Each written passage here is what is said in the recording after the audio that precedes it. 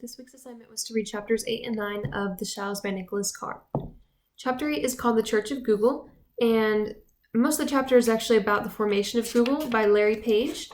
And it talks about how in 1996 he began Google, but it was actually called Backrub, and it was published on the Stanford University website.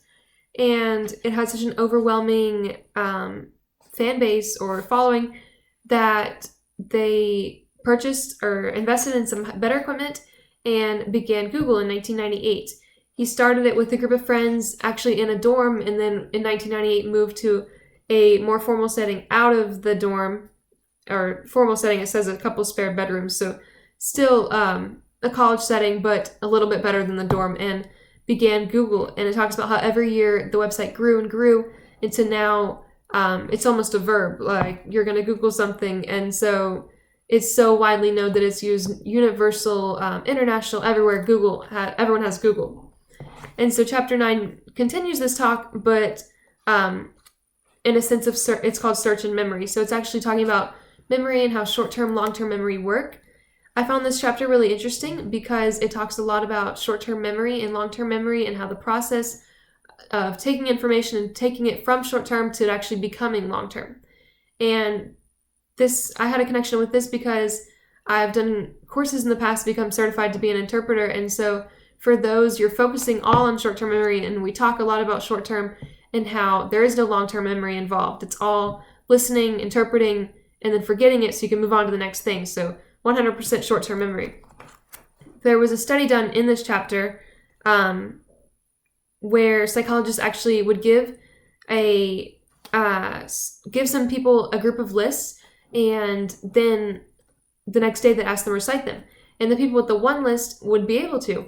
But so then they moved on to where they'd give two lists of words, and you'd say one list, and then you'd be immediately given another list. And then the next day, the likelihood of the people with the two lists of remembering the first one was much lower, because what would happen is the brain wouldn't have enough time to process the information before being given more information. So there was no time to take that short term and put it into long term, because all it was short-term memorization. There was no time to process it. So talking about the gap it takes the brain and the mind to take information and put it into the long term.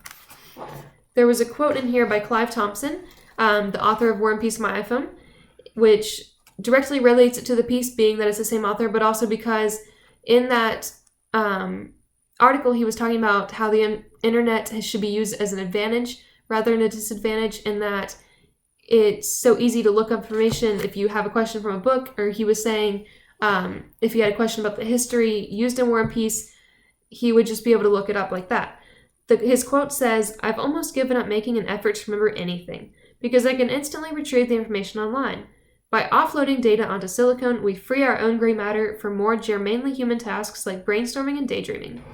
So this quote is really summing up the whole chapter and talking about how long-term memory isn't as big as a deal. Not that we don't use long-term, obviously, but because for certain topics it's not as necessary because the internet is there, and how we can Google everything. It's not necessary to memorize everything like it once was before the use of the internet.